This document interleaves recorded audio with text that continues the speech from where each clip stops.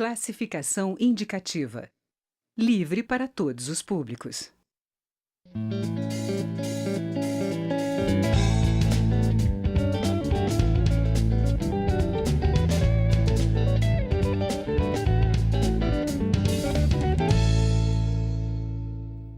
Está em análise no Congresso a medida provisória que trata da renovação do prazo das concessões. A MP permite ao governo fazer um novo leilão de rodovia, ferrovia ou aeroporto, antes mesmo do fim da atual concessão, o que está gerando polêmica.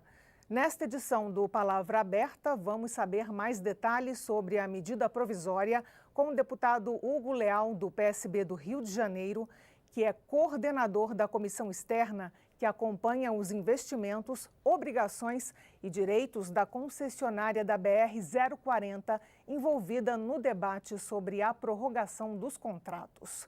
Deputado, muito obrigada pela presença aqui no Palavra Aberta. Então, começando sobre a BR-040, já há um voto do Tribunal de Contas da União, de um ministro do tribunal, contrário à prorrogação dessa concessão. Por quê? Na realidade, Aline, é bom que deixe claro, eu venho fazendo, no exercício do meu mandato, eu fiz 3 representações junto ao Tribunal de Contas da União, isso já desde o ano de 2013 e 2014, no debate sobre a questão do valor do pedágio, da tarifa sendo cobrada e das obras que deveriam ter sido feitas e não estavam sendo feitas. Um volume de obras muito grande. E essas obras receberam recursos públicos.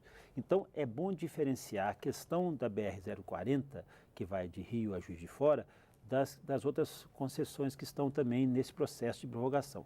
O caso da BR-040, existem falhas gravíssimas na execução do contrato e na execução da obra, inclusive detectado pelo próprio Tribunal de Contas da União, um sobrepreço nessas obras em torno de 400 milhões, está ali no voto do ministro Walton Alencar. E eu acompanhei isso para e passo. Essa comissão externa foi criada para analisar não só esse contrato da BR-040, mas também a BR-116, a Dutra, a CRT, que passa por Teresópolis, Além Paraíba, do Rio de Janeiro até Além Paraíba, que na chamada Rio Bahia. Porque o Rio de Janeiro, é bom que nosso público entenda, o Rio de Janeiro foi o palco dos primeiros lotes, do primeiro lote de concessões, em 95. E essa concessão se deu na época que não existia a NTT, não existia ainda uma regulação de mercado e foi feita pelo DNR.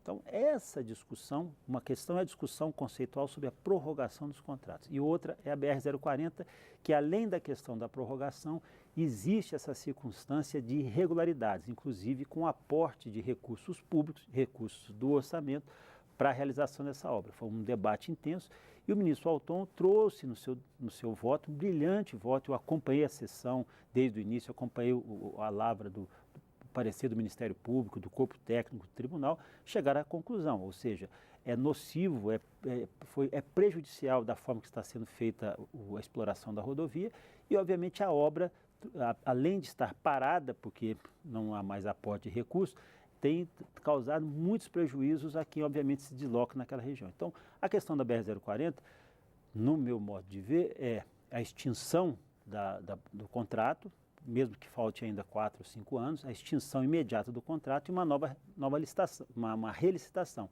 Isso é possível porque a medida provisória já prevê isso também. Mas tem que haver a anuência, ou pelo menos a consciência de quem está explorando a rodovia, de que chegou no seu limite. Seria então, a concessionária. Ela tem que entender que, depois de todas essas apurações, nós estamos há 3 anos fazendo investigações, nós temos também 2 ações de improbidade patrocinadas pelo Ministério Público Federal no município de Petrópolis, uma delas, inclusive, bloqueou os bens de diretores da ANTT, toda uma discussão sobre essa circunstância. Hoje chegou-se a um imbróglio tão grande que o ideal fosse que não tivéssemos uma discussão judicial, mas vai ser inevitável a suspensão ou a extinção, ou o nome que se dá chama caducidade desse contrato. Esse é o caso da BR-040. A discussão das outras prorrogações ainda está em debate. debate. Eu ia perguntar, deputado, desculpe interromper, Sim, claro, porque a medida provisória, ela tem valor de lei, ela já funciona até que o Congresso, em 120 dias, derrube ou mantenha o texto. E a medida provisória, ela não separa o joio do trigo. Exatamente. A 040 está dentro desse grupo. Como separar? Na realidade, na medida provisória, eu, por exemplo, já fiz emendas para essa medida provisória, apresentei 4 emendas e uma delas, especificamente, aquelas prorrogações, aquelas concessões que têm alguma representação ou decisão no Tribunal de Contas, elas não podem mais participar dessa prorrogação. Então já tem um item lá e a própria medida provisória cuidou desse tema também. Ela fala sobre essas questões que possam ter conflito e no conflito não autorizar a prorrogação. Mas veja, no caso da BR-040, não está se pedindo só a não prorrogação, está pedindo a não prorrogação e a extinção. No caso da Dutra, discute-se a questão da prorrogação.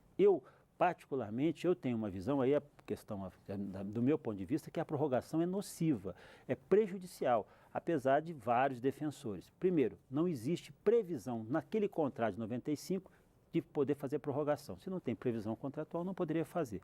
Segundo, sempre é salutar fazer uma nova licitação, porque você pode colocar novos investimentos. Mesmo que a concessionária apresente novos investimentos para a sua prorrogação, ela continua sendo nociva porque não vai ter disputa, não vai ter um debate, não vai ter a participação de outras empresas. Então, é muito cuidado na questão da BR-040 e no conceito dessa questão da prorrogação. Eu acho que para esse aspecto, nas concessões rodoviárias, onde o público, onde há acesso do público, isso é prejudicial e eu defendo todas elas serem feitas relicitações ou esperar o término da licitação, do contrato, que é em 2020, e aí sim fazer novas licitações, a exemplo do que já aconteceu com a ponte Rio-Niterói no Rio de Janeiro, que o termo de contrato era menor, era 20 anos, foi licitado, ganhou uma empresa e o pedágio saiu de 5,20 para 3,40. Isso já é significativo. Hugo Leal, o governo federal já anunciou que quer transferir da Infraero para concessionárias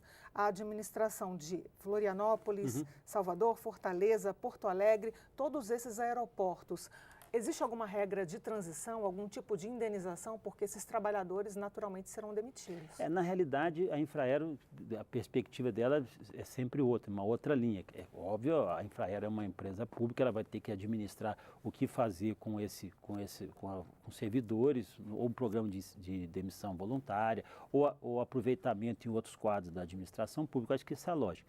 A questão da concessão para esses outros aeroportos é porque ela percebeu, primeiro estava em análise, percebeu que os aeroportos que foram concedidos têm trazido investimentos bastante potenciais, eu digo lá pelo Galeão no Rio de Janeiro, e tem também trazido a melhoria da qualidade. Ainda está, em alguns casos, engatinhando, mas essa foi uma perspectiva boa. Então, o que o governo, me parece, quer fazer nessa medida provisória é estender a outros aeroportos essa administração privada que eu entendo válido. O que me preocupa, e também discuti isso numa outra oportunidade, vou discutir agora na medida provisória, é o mesmo grupo internacional, a consórcio, administrar vários aeroportos, porque aí pode se tornar ele interessado de fazer hub ou não, interessado de melhorar Curitiba para não melhorar Florianópolis, melhorar Rio de Janeiro para não melhorar São Paulo. Então tem que ter uma disputa salutar. A lógica seria essa, preservar sempre a divisão desses interesses para que não haja exatamente um conflito e haver o privilégio de uma instituição privada. E o respeito ao consumidor também. Exatamente, esse é o melhor ponto. Bem rapidamente, para a gente terminar nossa conversa, que a gente já está no finalzinho, são 120 dias para aprovar ou não a medida provisória. Sim. O que o senhor espera? Eu espero que a gente possa aperfeiçoar a medida, colaborar. Eu repito, eu não tenho nenhum ponderação, nada contra a questão das concessões, eu acho que é sempre válido, desde que seja bem observado, desde que os princípios da moralidade, da impessoalidade sejam previstos. Acredito que há condições de aceitar em casos aí específicos essa questão da prorrogação, em outros casos não há possibilidade. Então, entendo que essa medida provisória vai trazer a oportunidade do Congresso, aí Câmara e Senado, de fazer esse debate e de fazer o aprimoramento dessa medida provisória e, obviamente, o país continuar crescendo. Deputado Hugo Leal, muito obrigada pela conversa. Eu que agradeço, Aline.